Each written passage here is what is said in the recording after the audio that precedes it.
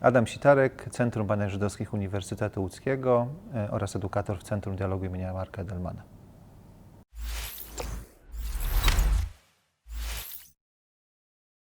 Wśród wielu relacji dotyczących getta łódzkiego i wielu przebadanych wątków związanych z historią getta łódzkiego, ten wydaje się najmniej rozpoznany, chociaż oczywiście odnalazłoby się jeszcze co najmniej kilka ciekawych, nieprzebadanych tematów. Ale właśnie wątek relacji tego, jak Polacy i Niemcy mieszkający w Litzmannstadcie, czyli 367 tysięcy Polaków, 120 tysięcy Niemców, postrzegało 160 tysięcy, później 200 tysięcy uwięzionych w getcie Żydów. I to jest bardzo ciekawe pod tym kątem, czy ta historia rozgrywająca się na północy Łodzi dotyczyła aryjskich mieszkańców Litzmannstadtu. Bo wydaje się, że z dzisiejszej perspektywy, gdzie cały czas przypominamy, upamiętniamy getto, opowiadamy historię getta, w mieście pojawiają się różne inicjatywy, pomniki, tablice pamiątkowe czy wydarzenia, które o getcie mówią, ta historia dzisiaj nas dotyczy. A okazuje się, że w czasie II wojny światowej to nie było takie oczywiste, że ta historia dotyczyła aryjskich mieszkańców Litzmannstadtu.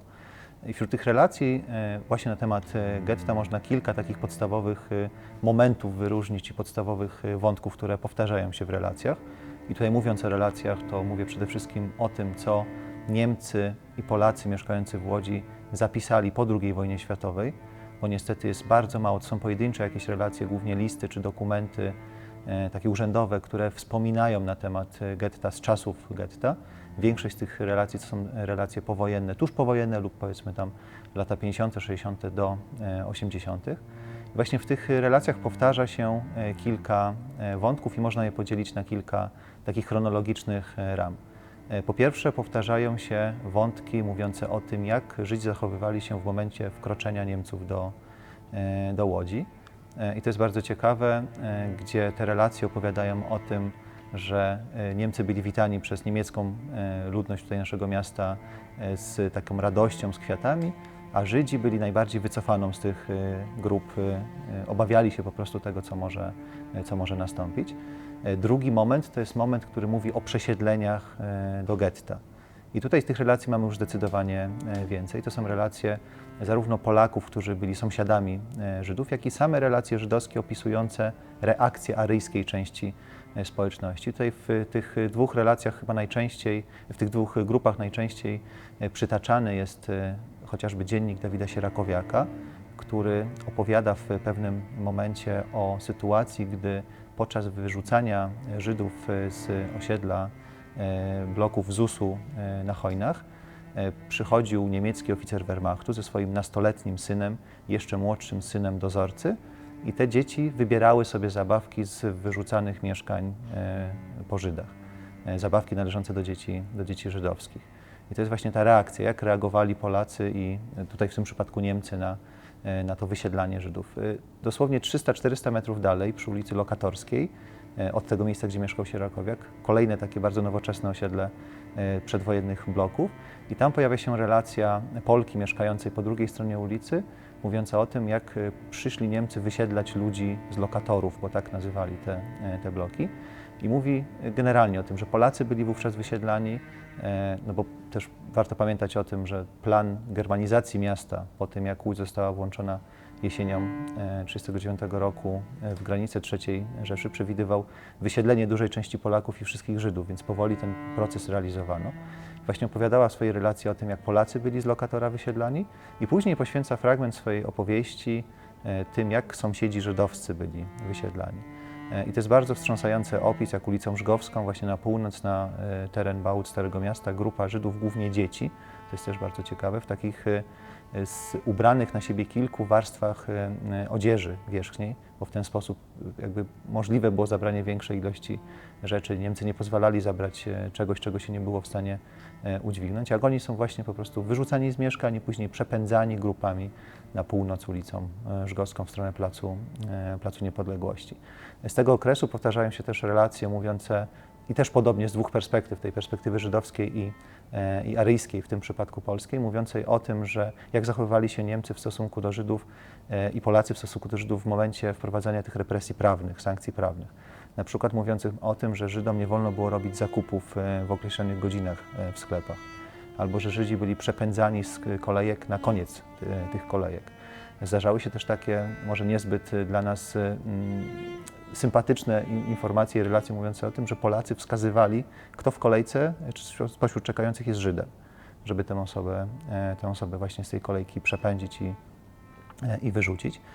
Więc to są takie tego typu relacje z tego pierwszego okresu. I te relacje, o których mówiłem, ta perspektywa z zewnątrz na społeczność żydowską też pokazuje bardzo dobrze, jak nastawienie łódzkich Żydów się zmieniało z takiego atmosfery strachu, niepewności do takiej, można powiedzieć, panicznego przestraszenia się. To było szczególnie po tych marcowych, przymusowych wysiedlaniach czy wyrzucaniach z domu i przepędzania na teren getta, po taką apatię w pewnym momencie, że ci ludzie, tak to też się powtarza w kilku co najmniej tekstach, że ci ludzie tak biernie po prostu idą, nie próbują stawiać oporu. To jest też bardzo ciekawe. Druga grupa, troszeczkę późniejsza relacji, to są te relacje, które opowiadają o tym, jak strona zewnętrzna, tak zwana strona aryjska, kontaktowała się z gettem, jak wyglądały te kontakty poprzez drut kolczasty. Bo co jest ciekawe tutaj a propos drutu kolczastego, to nie mamy żadnej relacji spośród tych kilkudziesięciu, do których udało mi się dotrzeć, która mówiłaby o tym, jak powstawało getto w mieście, jak na przykład budowano druty kolczaste, budowano kładki drewniane. Nie ma żadnego tekstu, który by o tym, czy opowieści, która by o tym wspominała. I teraz moment tych kontaktów właśnie przez drut kolczasty. Tutaj warto też pamiętać, że całe getto po zamknięciu granic z końcem kwietnia 1940 roku było bardzo dobrze pilnowane przez niemiecką policję porządkową, później też policję pomocniczą. To były te dwa bataliony 101 i 137 policyjne z Hamburga. I bardzo trudno było przedostać się przez tę granicę. I to jest też kolejny wątek, może tutaj też takie miejsce na dygresję. Właśnie te posterunki, co 50-100 metrów rozmieszczone, drut kolczasty, który bardzo często powtarza się w opisie tej granicy, że o wiele łatwiej było pilnować drutu kolczastego niż muru, bo oczywiście widać, czy ktoś podchodzi do tego ogrodzenia. I to jest bardzo często taki argument w takiej hipotezie, która mówi o tym, że getto łódzkie było najbardziej izolowane ze wszystkich gett zorganizowanych przez okupanta tutaj na terenie Polski, co wydaje się być nie do końca prawdą. Tutaj mamy wiele dowodów, chociażby te, o których za moment powiem, tych kontaktach właśnie na granicy getta. I wracając do kontaktów, ta granica, drut kolczasty, taka symboliczna granica pomiędzy gettem a aryjską stroną w Liesmannstadcie, rzekomo nie do przejścia, okazywała się, że w pierwszym okresie istnienia getta była dość silnie penetrowana zarówno przez Polaków, jak i Niemców oraz przez szmuglerów żydowskich. I o tym chociażby świadczą, o tej skali penetracji, raporty niemieckiej policji kryminalnej mówiące o tym, ile osób udało się schwytać bądź zastrzelić na próbie przekraczania granicy nielegalnej oczywiście, bo każda osoba, która zbliżała się do granicy od wiosny 1940 roku mogła być bez ostrzeżenia zastrzelona. I największe nasilenie takiego ruchu przez druty kolczaste przypada na wiosnę roku 40 do połowy mniej więcej roku 41. Później zmieniła się też organizacja tych batalionów policyjnych, zmieniła się obstawa getta. Ci policjanci, którzy pilnowali w 1942 roku, już nie byli tak przekupni, ale nawet w styczniu 1942 roku niemiecka policja kryminalna pisała, że do 24 stycznia zastrzelono ponad 100 osób próbujących przekroczyć granicę getta. Czyli w 20 dni 100 osób to jest naprawdę bardzo duża liczba, która pokazuje, jak jednak ta granica była już w tym okresie, kiedy były przeprowadzane deportacje, bo to jest styczeń 1942 roku, więc tak zupełnie inaczej getto było pilnowane. W tym największym nasileniu to są kilkaset osób schwytanych na próbie przekraczania granicy getta. W aktach niemieckiego sądu specjalnego Sondergerichtu w Liesmannstadcie zachowały się akta spraw właśnie dotyczących nielegalnego przekraczania granicy. Wśród oskarżonych było wielu Polaków, także grupa Niemców, a także Żydzi. I największa szajka, która przemycała różne tereny na teren getta i z terenu getta odbierała, bo to była głównie wymiana towarowa, liczyła ponad 30 osób.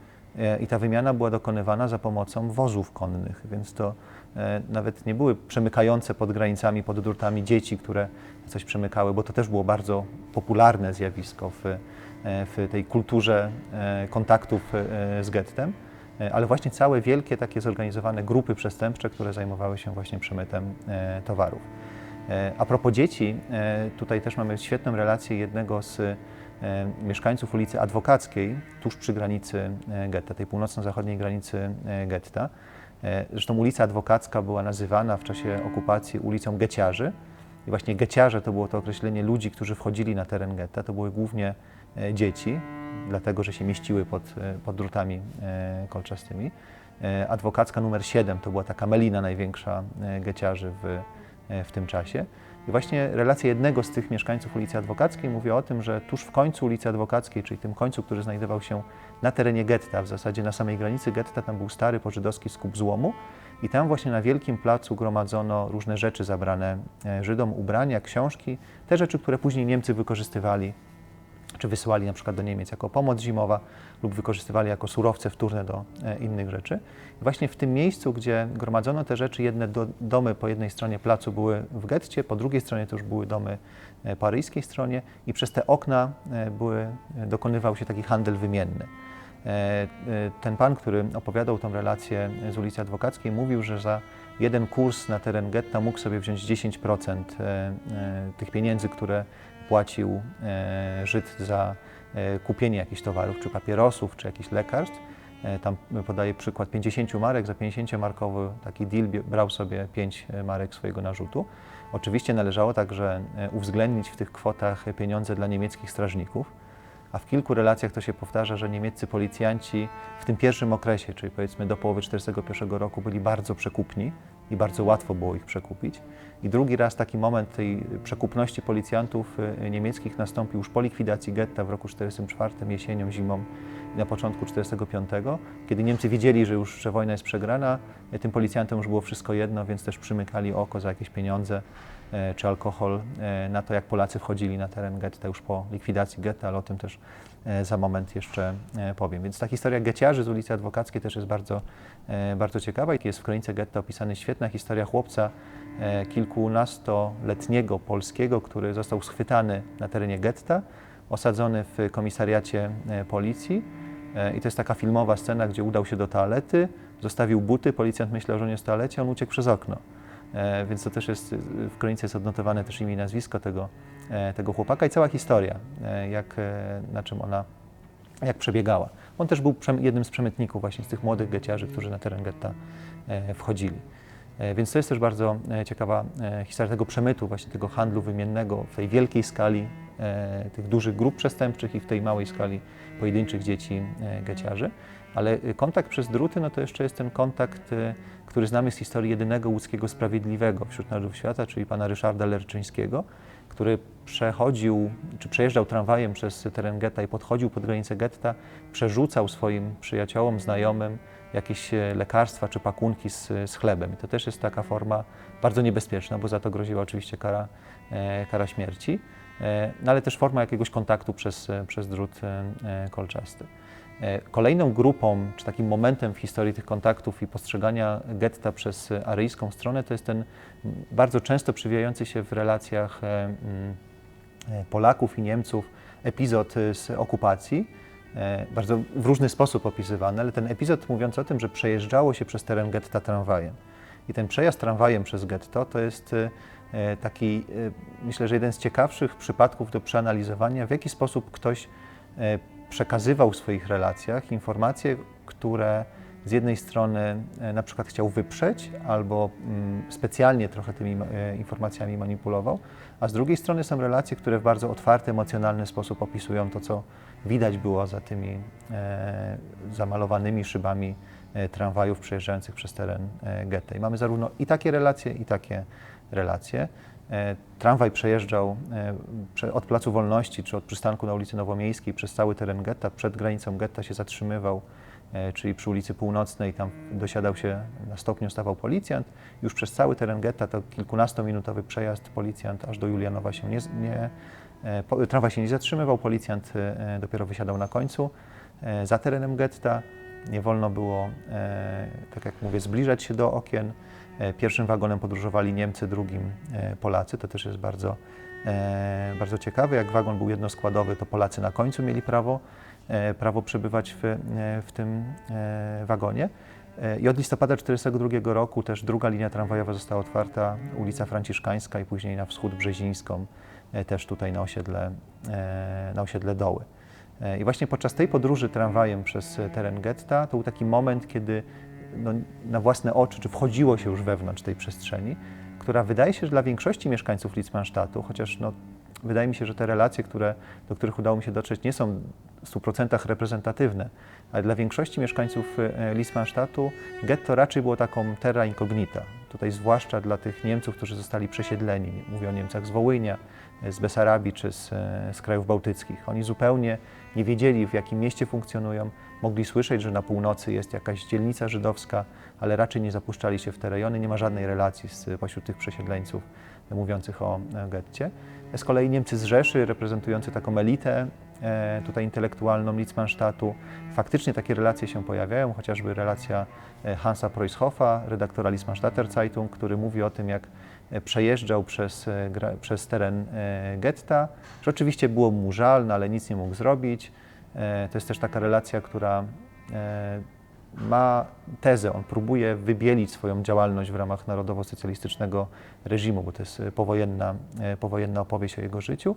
I tam w tej relacji też drugi wątek, który się dotyczy Żydów łódzkich, to mówi o tym, że ktoś ze znajomych chciał mu podarować futro niejasnego pochodzenia w domyśle żydowskiej i on odmówił tego, on się tym szczycił, że właśnie wcale się nie angażował w ten grabież mienia żydowskiego. Właśnie on, bardzo bystra osoba, redaktor Litzmannstadter Zeitung, dziennikarz, który mógł świetnie sportretować tą sytuację przejazdu przez getta, zbył to jednym zdaniem. A z drugiej strony mamy relacje prostych robotników, czy niemieckich, czy polskich, którzy w bardzo emocjonalny sposób opisywali swoje wrażenia z przejazdu przez teren getta. No jak te wrażenia wyglądały, tak jakby próbując ujednolicić te wszystkie relacje, które mówią o tym przejeździe, bo jest kilka co najmniej takich wspólnych wątków, które się powtarzają. Po pierwsze, ten zamknięty tramwaj, zakaz zbliżania się do okien, czy patrzenia przez okna, chociaż skoro później opowiadali o getcie, o tym, co widzieli, raczej ten zakaz był łamany. Po drugie, przejazd przez teren getta wiązał się z taką strachem, niepewnością, jakimś takim emocjonalnym doświadczeniem. Po trzecie, sylwetki ludzi. Po pierwsze, bardzo dużo ludzi na terenie getta, to przeludnienie jest bardzo widoczne i często powtarza się. I stopniowo tych ludzi jest coraz mniej. To też jest bardzo ciekawe w tych relacjach.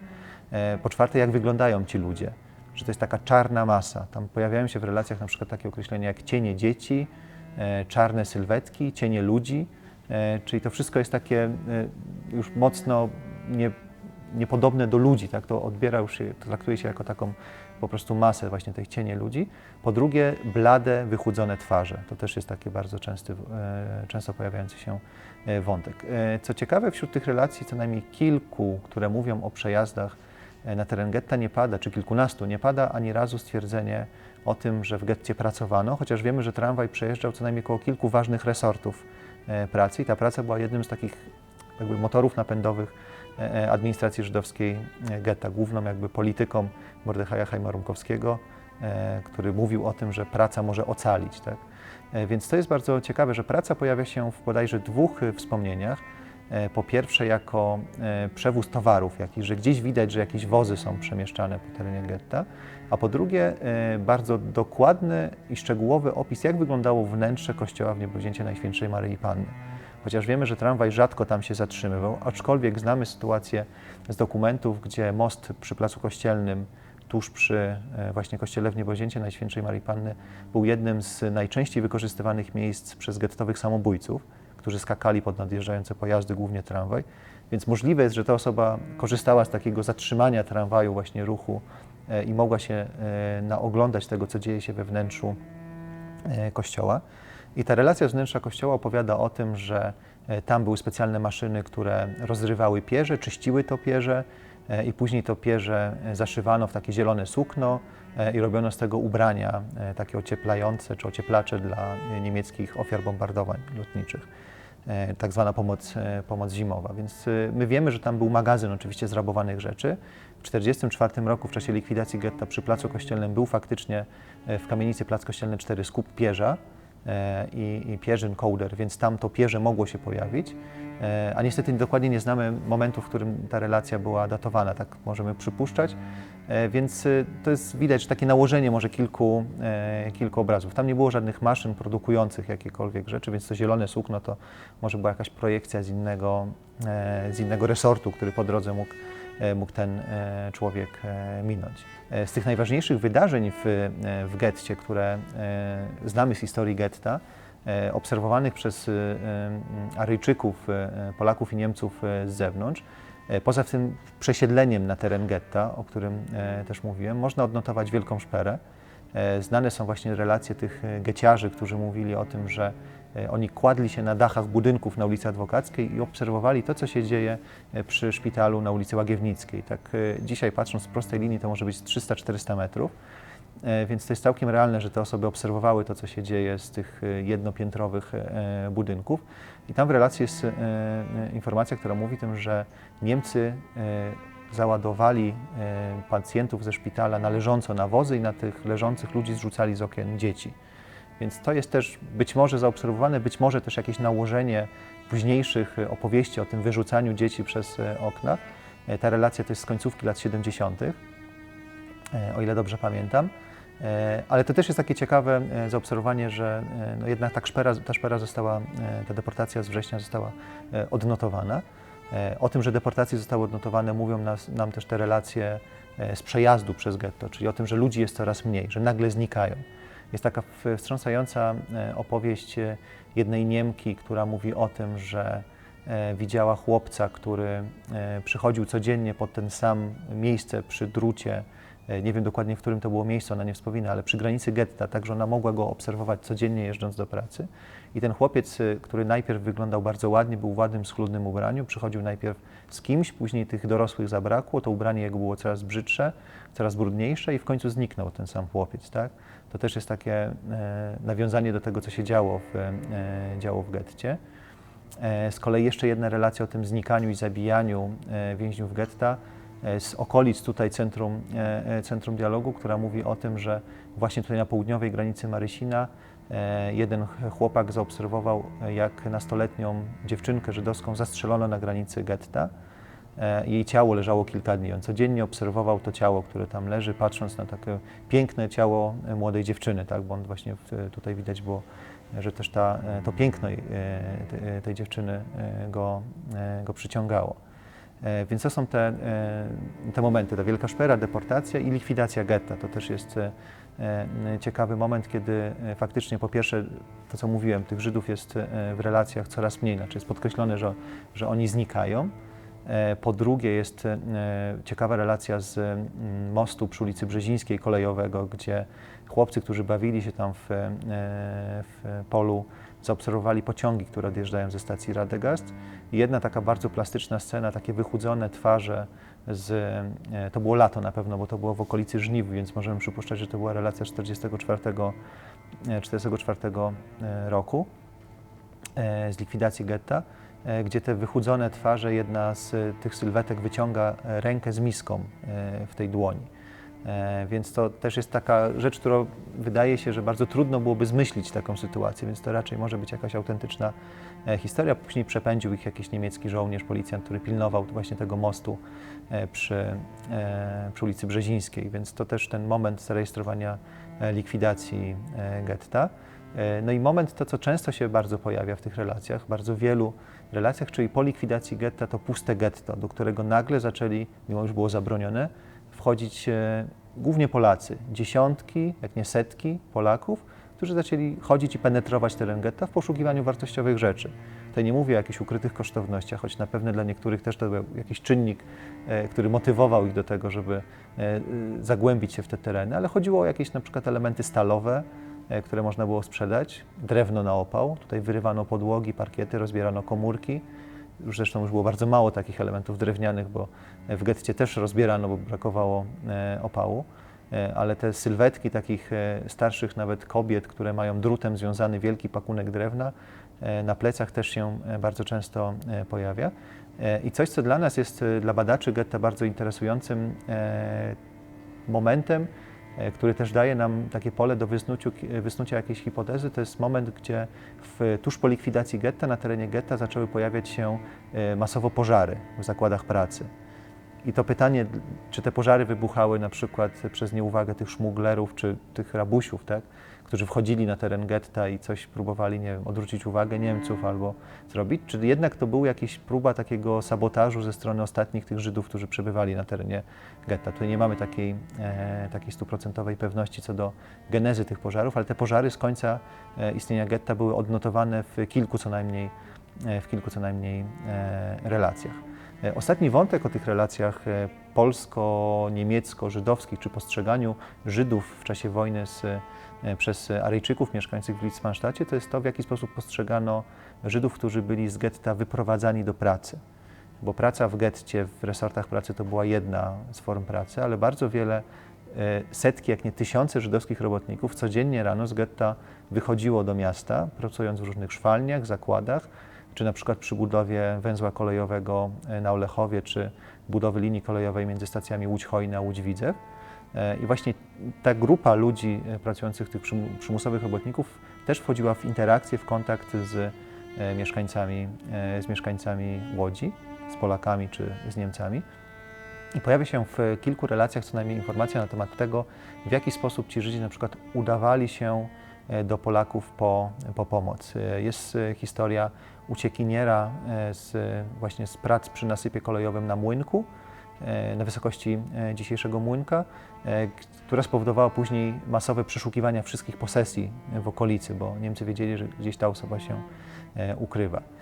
Jest relacja bardzo ciekawa Polaka, który opowiada o tym, jak dzieci bawiące się tam w takich rozlewiskach rzeki Olechówki zostawiały w wyznaczonym, umówionym miejscu ziemniaki zagotowane, tak, garnek z ziemniakami, i później wymykający się robotnicy tam te ziemniaki po prostu wyjadali, tak, odbierali. Więc to też są takie ciekawe, ale to są pojedyncze dosłownie takie niteczki, wątki, które niestety z braku źródeł nie jesteśmy w stanie dalej tego absolutnie pociągnąć. Wiemy, że zdecydowana większość tych robotników pracujących przy budowie węzła kolejowego czy linii kolejowej została zamordowana albo tam na miejscu, ich szczątki do dzisiaj spoczywają w tych nasypach kolejowych, albo później w czasie deportacji do obozów zagłady.